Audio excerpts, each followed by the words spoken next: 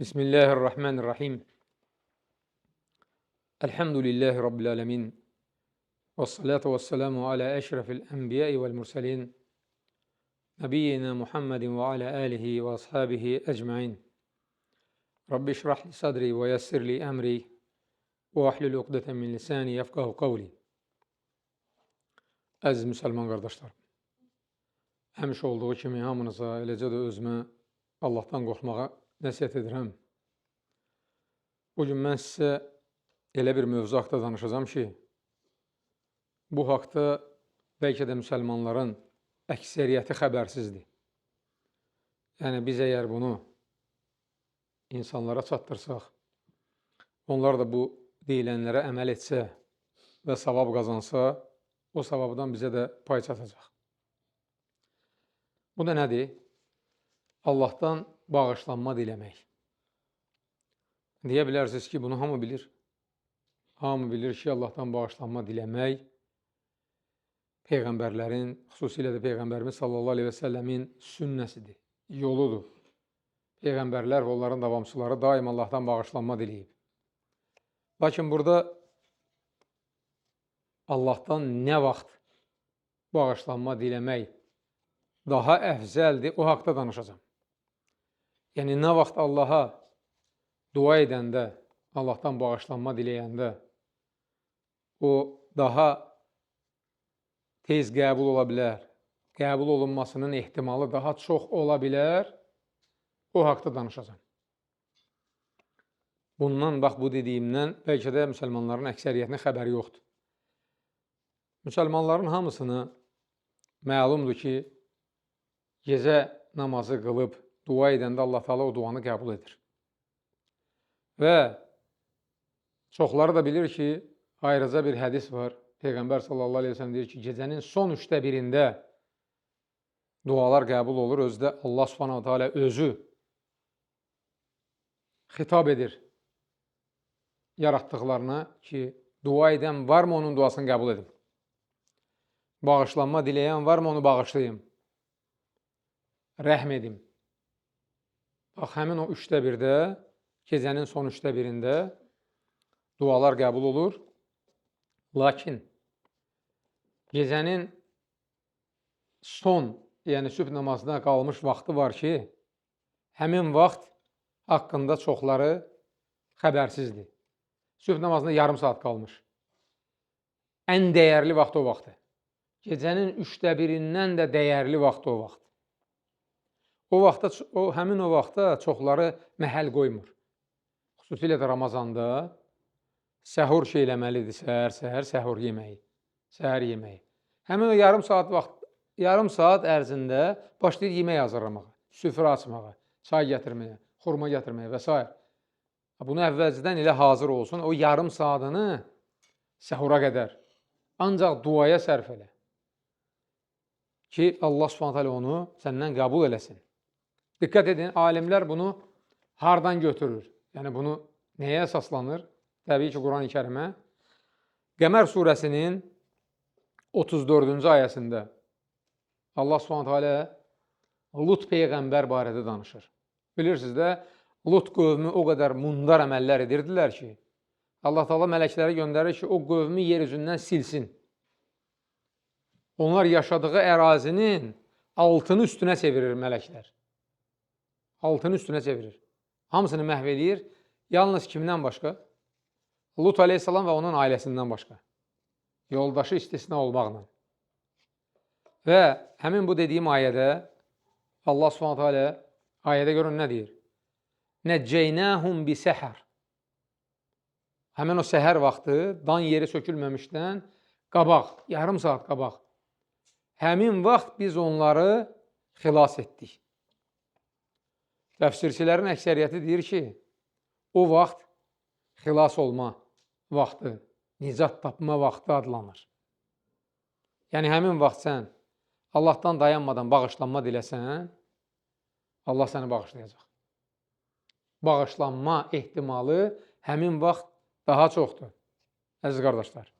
Bunun üçün də biz gərək sübh namazından əvvəl qalxıb, gecə namazını qılıb, həmin vaxta çatanda vitrlə tamamlayıb ondan sonra oturub Allahdan bağışlanma diləməli, ya da elə səcdədə Allahdan bağışlanma diləmək olar həmin vaxt. Peyğəmbər sallallahu aleyhi və sələm gecəni uzun uzadı, gecə namazı qılırdı, 11 rükət. O vaxta gəlib çatanda bir rükətlə tamamlayırdı, dayandırırdı. Və təkcə Peyğəmbərimiz sallallahu aleyhi və sələm deyir, ondan əvvəlki Peyğəmbərlər, onların davamçıları da belə olub. Dikkat edin, Al-İmran surəsi 34-cü ayə. Allah subhanətə alə orada müttəqiləri vəsf edərkən ayənin axırında deyir ki, وَالْمُسْتَغْفِرِينَ بِالْأَسْحَارِ Səhər vaxtı Allahdan bağışlanma diləyənlər. Müttəqiləri vəsf edir. Onlar, o müttəqilər, o kəslərdir ki, səhər vaxtı, yəni həmin o yarım saat vaxt ərzində Allahdan bağışlanma diləyirlər. O biri ayədə, Zariyat surəsi 18-ci ayədə, وَبِالْأَسْحَارِ هُمْ يَسْتَغْفِرُونَ Səhər vaxtı onlar Allahdan bağışlanma diləyərdilər. Yəni Peyğəmbərlər, onların davamçıları. Deməli, biz hamımız bir müsəlman olaraq nə üçün yaşayırıq, nə üçün çalışırıq, nəyə can atırıq? Cənnəti qazanmaq üçün. Cənnəti qazanmaq elə bilirsiniz ki, asandır. Kim desə ki, mən bütün günü namaz qılacam, cənnəti qazanacam, yalandır. Bütün günü və hər gün oruç tutacam, cənnəti qazanacam, o da yalandır. Hər gün sədəqə paylayacam, zəkat verəcəm, cənnəti qazanacam, o da yalandır. Yəni, ömrünü bütün hamısını salih əməllərə sərf eləsən belə, arxain olmamalısan ki, o səni cənnətə salacaq. Bu kitabı görürsünüz. Bu kitab, əlhəmdülillah, bizim 2 ilə yaxın müddət ərzində hazırladığımız kitabdır. 5 dildədir. Cənnətin açarı. Ərəb, Rus, İngilis, Türk, Azərbaycan dillərində. Bu kitabın müqəddiməsində İmam Müslimin səhihində olan 2 rəvayəti qeyd etmişik. O rəvayətlərdə Peyğəmbər sallallahu aleyhi və səlləm sahabələrinə deyir ki, sizdən heç biriniz cənnətə əməli ilə daxil olmayacaq. Yəni, ömrü boyu salih əməllər et, bu səni cənnətə daxil olmağa səbəb olmayacaq. Əməllər nə üçündür bilirsiniz? Nə qədər çox əməl etsək, nə qədər çox yaxşı əməl eləsək, bir o qədər bizim üçün yaxşıdır. Nə vaxt? Cənnətə daxil olandan sonra. Cənnətə daxil olandan sonra o əməllərə baxılacaq. Çoxdursa, mükafatı da çox olacaq. Cənnətdə 100 mərtəbə var. Ən yüksək mərtəbəyə düşəcəksən, 100-cü mərtəbəyə. Az olsa, 1-ci mərtəbəyə. Amma əsas o cənnətin qapısından içəri girmək var, o əməllərə görə deyil. O, Peyğəmbər sallallahu aleyhi ve sellem bunu deyəndə sahabələr deyir, ya Rasulullah, hətta sən də, deyir, bəli, hətta mən də. Yalnız Allahın mənə mərhəmət etməsi istisnadır. Yəni, Allah Taala gərək mərhəmət etsin, bağışlasın, əff etsin ki, biz cənnətə daxil olaq. Bağışlanma diləməyi, ona görə o Peyğəmbərlər və onların ardıcılları həmin o vaxtda dayanmadan Allahdan bağışlanma diləyirdilər ki, cənnət əhlindən olsunlar. Peyğəmbər sallallahu aleyhi ve sellem həyatına baxsaz, görəcəksiniz ki, 24 saat Allahdan bağışlanma diləyib. Yuxudan oyanan kimi, ayaq yolundan çıxanda, dəstəmaz alandan sonra, namazlarda, namazı bitirən kimi, hər gün 100 dəfə əstəğfirullah və atubu ileyh deyərdi. Yatmamışdan əvvəl, duha namazından sonra 100 dəfə Rabbi xfirli və atubu aleyyə innəkə əntət təvvabur rahim. 24 saat Allahdan bağışlanma dilirdi. Niyə? Çünki cənnətə girmək üçün əsas Allahın bizi bağışlamasıdır. Bizə mərhəmət göstərməsidir. Və bu kitabda biz qeyd etmişik ki, Peyğəmbərlərin hamısı Allahdan bağışlanma diləyib. Quran ayələri ilə göstərmişik. Rasulullah sallallahu aleyhi ve sellem gün ərzində nə vaxt Allahdan bağışlanma diləyib, hamısı dəlillərlə, zikirlərlə onu da göstərmişik. Ən əsas bu kitabın hazırlanmasında balaca kitabda 2 il vaxtımızı aparıb. Niyə? Çünki burada olan duaları hədis kitablarından axtarıb tapmaq çox çətindir. Buxari, Müslim, Abu Davud, Tirmizi, Nəsai, İbn Macə, Musnəd və digər kitablardan. O dualar ki, O dualarda ancaq Allahdan bağışlanma diləyirsən. Bax, o duaları yığmışıq bura. Niyə? Oxucuya asan olsun. Gedib hardansa axtarmasın ki, hansı duada Allahdan bağışlanma var, onu ilə mən Allaha dua edim. Elə birbaşa açsın, Qurandan seçilmiş dualar, hamısı Allahdan bağışlanma diləməklə bağlı dualardır. Sonra da gəlir hədislərdən seçilmiş dualar. Bu kitabın sonunda bir möhtəşəm hədis qeyd eləmişik. O hədis ki, onu oxuyanda aydın olur ki, heç kəs əməli ilə cənnətə daxil olmayacaq. Hamınız bəlkə də o hədisi bilirsiniz. Mən sizə sadəcə xatırladacağım. Peyğəmbər sallallahu aleyhi ve sellem deyir ki, bizdən əvvəlki ümmətlər arasında yaşayan 2 kişi vardı. Biri əməli salih idi, bütün günü ibadətlə məşğul idi. O biri isə günah işlər edirdi. Amma dost idilər. Bu əməli salih hər dəfə bu dostunu görəndə ona nəsiyyət edirdi ki, günahlardan əl çək. O da deyirdi ki, mənimlə Allahın arasına girmə, özüm bilərəm. Və nəhayət bir gün həmin əmələ salih adam ona deyir ki, vallahi Allah səni bağışlamayacaq. İkisi də vəfat edir, ikisini də Allah Taala huzuruna çağırır. O, vallahi deyənə deyir ki, sən kimsən mənim əvəzimə qərar vermirsən? Mən artıq onu bağışlamışam. Aparın onu cənnətə. Bunu isə cəhənnəmə. Fikir verin. Ömrü boyu yaxşı işlər görüb, ancaq Allahın adından cürət edib deyəndə ki, Allah səni bağışlamayacaq, yəni sən kafirsən, Allah onun özünü cəhənnəmli edir. İndi də həmçinin biz müsəlmana yaraşmaz ki, kafir olduğunu bilmədiyimiz bir adama kafir deyək. Olmaz. Kafir olduğunu yəqin biləndən sonra kafir deyə bilərsən. Kafir olduğunu bilmədən, şübhələr əsasında kiməsə kafir deyən firqələr var, bilirsiniz. Xavariclərdir, rafizilərdir. Bunlar əsassız olaraq kiməsə kafir deyir və onların da sonu, bax bu hədisdə deyilənin sonu kimi olacaq. Çünki heç kəs bilmir axı, zahirən baxırsan, elə bilirsən ki, bu adam fasiqdir, avaradır. Amma nə bilirsən, o təklikdə bəlkə evində ağlaya-ağlaya Allahdan bağışlanma deyir. Və Allah da onu bağışlayır. Biz axı onu bilmirik. Ona görə bizim ümid edəcəyimiz nədir? Ancaq Allahın bizi bağışlaması. O istiğfar ki var, bu kitabda görəcəksiniz. Bu kitabda Peyğəmbər s.ə.v-in bütün o istiğfarla bağlı olan duaları var. Ancaq onların arasında Peyğəmbər s.ə.v-in öz dili ilə Seyyidül İstiğfar adlandırdığı bir istiğfar var. Yəni bu dua, bütün o duaların seyyididir, ağasıdır, ən möhtəşəmidir, ən möhtərəmidir, ən fəzilətlisidir. Niyə? Niyəsini Peyğəmbər sallallahu aleyhi ve sellem həmin o duanı sahabələrinə öyrədəndə deyir. Deyir ki, kim hər səhər və axşam bu duanı etsə, səhər desə, axşama kimi vəfat eləsə, cənnətə girər. Axşam desə, səhərə qədər vəfat etsə, cənnətə girər.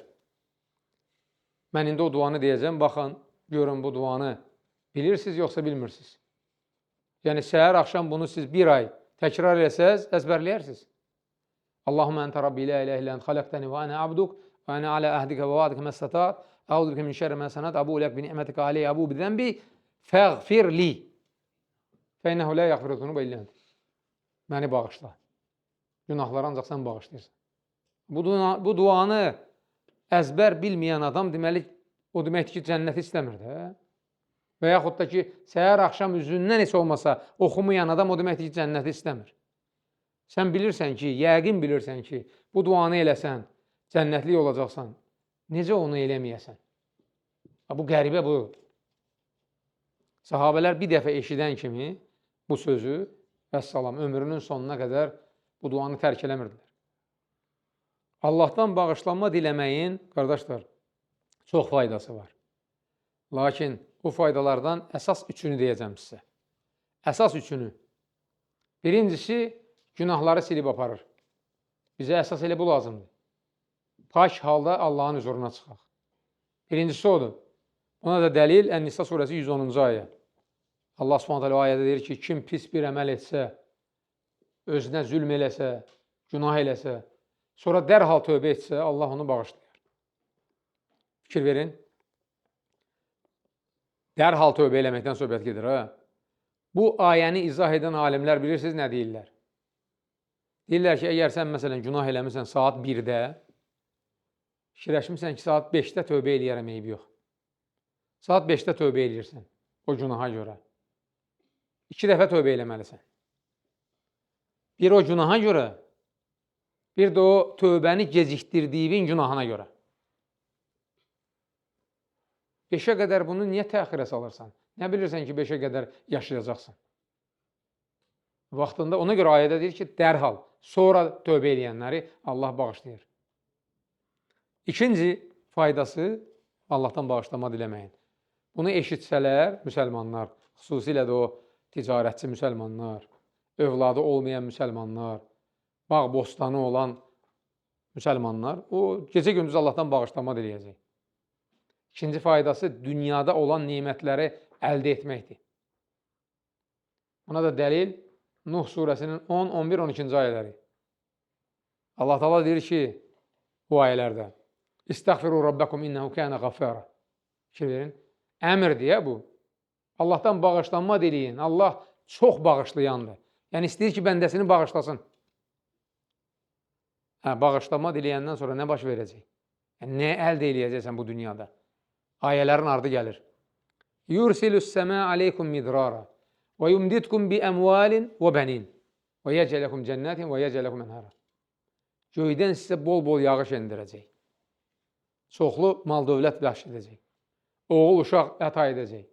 Sizin üçün bağlar salacaq, çaylar axıdacaq. Bax, Allahdan bağışlanma diləmək gör nəyə gətirib çıxarır. Yağış yağmırsa yağış yağacaq. Övladın yoxsa övladı verəcək sənə. Mal dövlətin azdırsa onu artıracaq.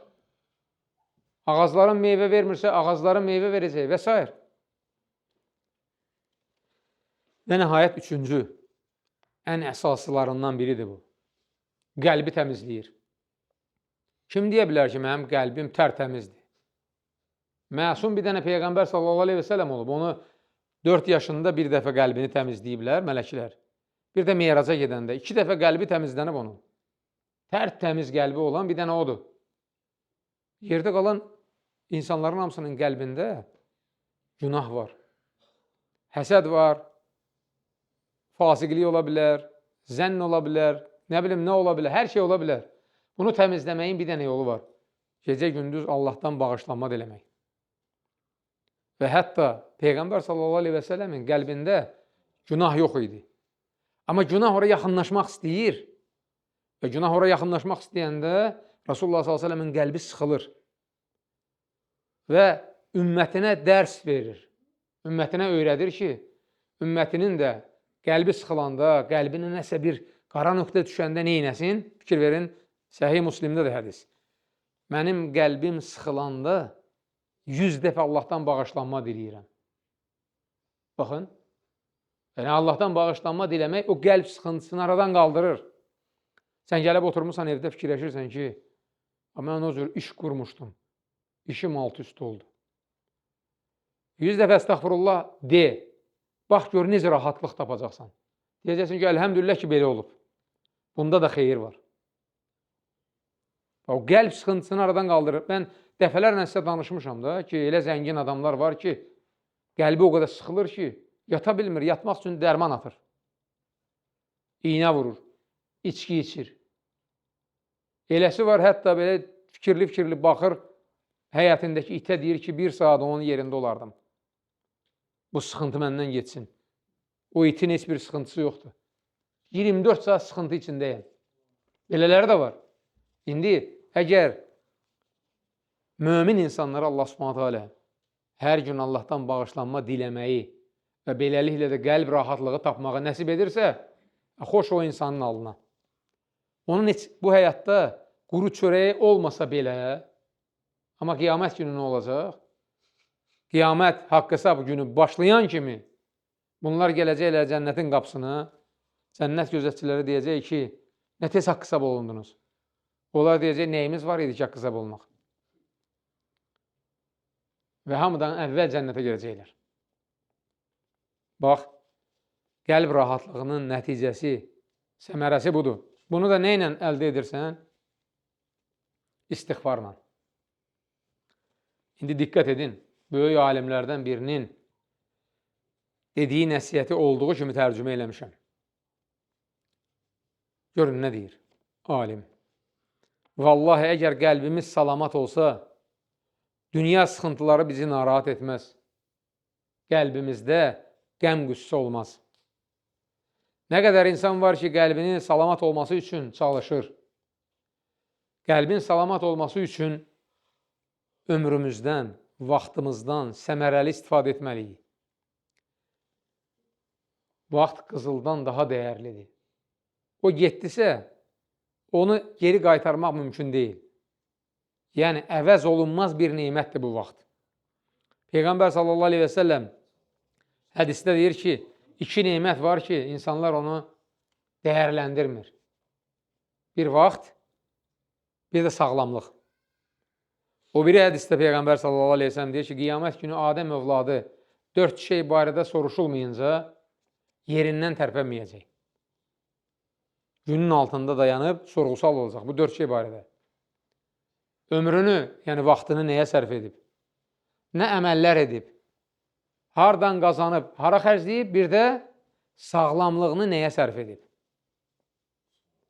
Bunların barəsində sorğu-sual olunmamışdan əvvəl, indidən biz fikirləşməliyik ki, bu vaxtımızı nə cür səmərəli keçirək ki, Allah bizdən razı qalsın. Gündəlik olaraq heç olmasa bir cüz Quran oxuyaq. Zikirlərin hamısını vaxtlı-vaxtında edək. Dua edək ki, o duaları Allah bizdən qəbul eləsin. İbadət edək. Ailəmizi dolandırmaq üçün, halal yolla pul qazanmaq üçün işləyək və s. Onda Allah Subhanahu bizdən razı qalacaq. Peyğəmbər sallallahu aleyhi ve sellem deyir ki, 5 şey gələnə dək 5 şeydən istifadə edin. Ölənə dək həyatınızdan, kasıblayana dək var dövlətinizdən, xəstələnənə dək sağlamlığınızdan, məşğul olana dək boş vaxtınızdan və qocalana dək cavanlığınızdan. Biz əgər yuxarıdan aşağı dünyaya nəzər salsaq, özlərinə müsəlman deyən milyard yarım müsəlmanın özlərinə müsəlman deyir. Bu dediklərimizə əməl etmədiyini görə bilərik. Heç uzağa getmək lazım deyil. Elə öz Azərbaycanımızda məscidlərin birinə gedin. Namazdan sonra bayıra çıxan qardaşlara yaxınlaşın, bir dənə sual verin. Hətta o müsəlmanlar qoy özünə vicdanla sual versin. Məni dinləyənlər qoy vicdanla sual versin. Peyğəmbər sallallahu aleyhi və səlləm əmr edib axı. Ayda bir dəfə Qur'anı başdan axıra qədər oxumağı əmr edib sahabələrinə. Bir dəfə. Ən azı bir dəfədir. Soruşursan ki, qardaş, neçə ildir İslamdasan? Deyəcək, 10 il. 10 il İslamdasansa, deməli, sən Peyğəmbər sallallahu aleyhi və səlləmin əmrinə tabi olsaydın, 120 dəfə Qur'anı oxumuş olmalıydın. 120 dəfə oxumusan Qur'anı, deyəcək, nə danışırsan? Bir dəfə, 2 dəfə oxumuşam. Və başını salacaq aşağı utandığından. Amma sahabələr hər gün Quran oxuyurdular. Ona görə az bir topluma Allah Teala o izzəti bəxş etdi. 15 əsrdir ki, insanlar onlara rəhmət oxuyur. Radiyallahu anhu deyir. Amma sonraki insanlara baxırsan ki, onlar artıq o qədər zəifləyib ki, hətta ayə var, ayə. Deyir ki, sonra elə bir nəsil gəldi ki, onlar namazı tərk etdilər. Yoxdur, özünə müsəlman deyir, amma namaz qılmır. Namaz qılmasam da olar. Necə ilə namaz qılmasam da olar? Allah Teala bəs bunu Quran-ı Kərimdə niyə əmr edib? Allaha asi olacaqdınsa, sən necə müsəlmansan? Nə cavab verəcəksən? Demək, əgər müsəlman öz vaxtına dəyər versə və qarşısına qoyduğu məqsədə çatmaq üçün dayanmadan çalışsa, Allah ona istədiyini verəcək. Sahabələr qarşılarına məqsəd qoydular, Ərəb yarımadası hamısı oldu müsəlman. Məqsəd qoydular, Şam torpaqları hamısı oldu müsəlman. Məqsəd qoydular, Çin sərhədindən Avropa sərhədinə qədər Afrika daxil olmaqla hər yer oldu müsəlman. Bunlar buna can atırdılar. Allah da onlara nəsib elədi. Və yarı yoldan da qayıtmaq müsəlmana yaraşmaz. Məsələn, hədəf qoymuşsan qabağına ki, buna nail olacaqsan. Sən çalışmalısan ona nail olana qədər. Ən böyük hədəfimiz də nədir? Cənnətdir də. Cənnəti qazanana qədər çalışmalıyıq. Bu elə-belə deyil, bu əzm tələb edir. Gərək sən əzmkar olasan. İstədiyinə nail olmaq üçün o yolda sabit qalasan, möhkəm olasan. Heç bir şey səni o yoldan döndərməsin. Həvəsdən salmasın, sındırmasın. Diqqət edin, Loğman surəsi, 17-ci ayə. Loğman aleyhissalam oğluna nə deyir? Oğlum, namaz qıl. İnsanlara yaxşı işlər görməyi buyur. Onları pis əməllərdən çəkindir. Əsas yeri gəlir ayənin. Başına gələn çətinliklərə səbr et. Həqiqətən də səbr etmək əzm tələb edən əməllərdəndir. Elə bilirsiniz, hər kəs səbr edə bilir. Bayaq qardaş dedi ki, filan kəs artıq namaz qılmır, çıxıb dindən. Səbr eləyə bilmədi ömrünün axırına qədər. Allah qorusun. Allaha dua edək, Allah ona hidayət versin, yenidən qayıtsın. Çox çətindir, qardaşlar. Səbr etmək. Əzmlə nəyəsə nail olmaq çox çətindir. Diqqət edin, 3 dənə misal çəkəcəm müsəlmanlardan. Biri, ən səbirli peyğəmbərlərdən biridir bu. Ən səbirli, başına o qədər sıxıntılar gəlib. Uşaq vaxtından sıxıntı içində ta yaşa dolana qədər. Kimdir bu peyğəmbər? Yusuf aleyhissalam. Əhsən. Peyğəmbər sallallahu aleyhi və səlləm hətta onu tərifləyir. Deyir, o zindanda ki, onun yanına gəlir ki, padişah səni çağırır. Gəl, o çıxmır. Deyir, amma mən olsaydım, bəlkə gedərdim. Səbrim çatmazdı. Neçə illərdir zindandadır. Onu tərifləyir. Onun səbirdə üstün olduğunu göstərir. Uşaqdır. Uşaq, balaca. Qardaşları atırır onu quyuya, quyunun dibinə. Düşür o qaranlıq, quyunun dibində oturur, uşaq. Sıxıntıya baxın. O vaxtdan Allah Subhanahu taala onu imtihana çəkir. Quyudan çıxarırlar, kölə kimi satırlar. Gətirirlər Misirə, orada kölə kimi satırlar. Kölə olur, kölə kimi zindana gedir. Lap axırda Allah Subhanahu taala artıq o əzmlə çalışır ki, öz istəyinə nail olsun. İstəyi də nə idi? O məmləkətdə tovhidi yaymaq. Tovhidi yaymaq əzm tələb edir, qardaşlar. Tovhidi yayanda sənə terrorçu da deyəcəklər. Cürə-bəcürə adlar da deyəcəklər. Səbr elə, qoy desinlər də. Sən Allahın tək ilah olduğunu insanlara yayırsan. Səbr eləməlisən. Peyğəmbər sallallahu aleyhi və səlləm kimi. O biri peyğəmbərlər kimi. Rasulullah sallallahu aleyhi və səlləm 21 il səbr edir. 21 il. 13 il ona Məkkədə əziyyət verirlər, 8 ildə Mədinədə.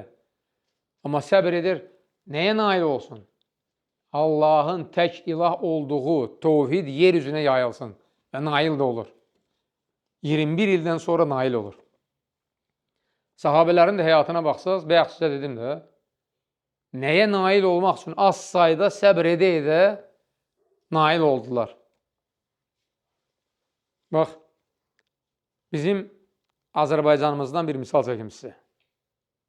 Hamınızın bildiyi Qarabağ komandası var, futbol komandası. İllər öncə kim tanıyırdı onu? Heç kəs. Dünya miqyasında kim tanıyırdı? Heç kəs. İndi isə oturmuşam Dubayda, bir həftə bundan əvvəl oradaydım.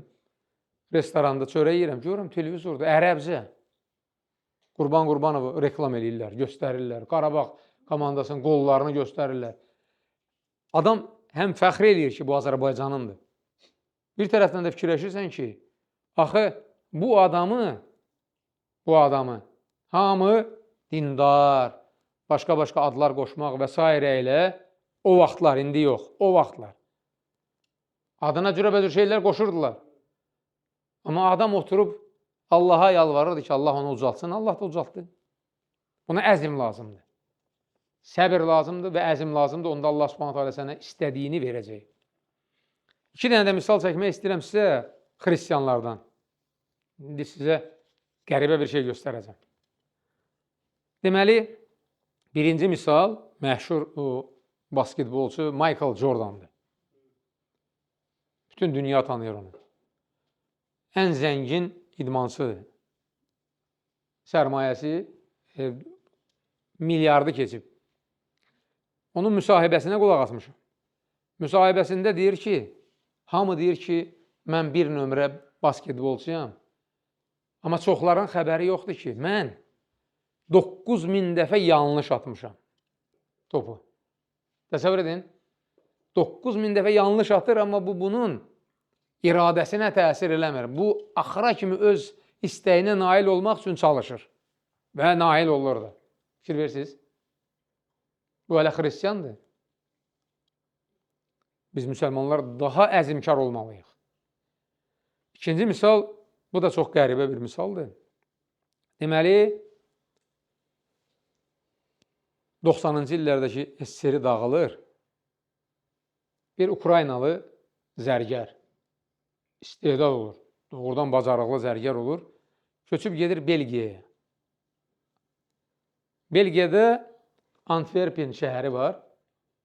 Ora gedir ki, orada oturum izini alsın və başlasın işləməyə. Həm də öz bildiklərini oradakılara da öyrətsin. İmtina edirlər, vermirlər buna oturum izini. Bu niyə inəyirsə, buna vətəndaşlıq verirlər. Və ayrıca işləmək üçün də yer ayrırlar. Dövlət də dəstək verir onu işləməyə. Niyə inir o? Bu bir dənə belə bir medalyon hazırlayır. Baxın. Brilyantla, qızılla. Bu M nə deməkdir bilirsiniz? Miqrasiya. Miqrasiya şöbəsinə gətirir, qoyur belə. Üstünə M yazıldı. Yəni bu sizə hədiyyədir. Miqrasiya. Bunlar başa düşmürdü. Bu nədir? Çevirir o biri tərəfini. İndi o biri tərəfinə baxın. O biri tərəfində ki, bu onlara məktub yazıb ki, mən SSR dağılandan sonra gəlmişəm bura sığınacaq üçün mənə sığınacaq verin. O məktubdakı o sözləri ki var, məktubu həmin onun üstündə. Baxın. Bunu biraz böyüdəndə görsənir. Axırda adını da yazıb. Aleksandr Sidorov. Adam istəyinə nail olmaq üçün gör nə edir və istəyinə də nail olur. Axı, biz müsəlmanlar daha əzimkar olmalıyıq istəyimizə nail olmaq üçün. Bizim istəyimiz nədir? Bizim istəyimiz odur ki, ilk növbədə valideynlərimiz, sonra ailəmiz, sonra qohum-əqrabamız, sonra qonum-qonşumuz, sonra dostlarımız, xalqımız cənnətlik olsun. Onlara da cənnətin yolunu göstərək. Bizim istəyimiz budur.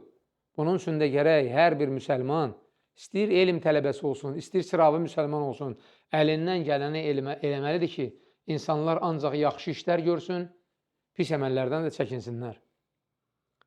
O sosial şəbəkələrdə, istəyir televizor, istəyir YouTube olsun, istəyir nə olur olsun, oradakı pozğunçuluğu yayanlar var, bilərəkdən.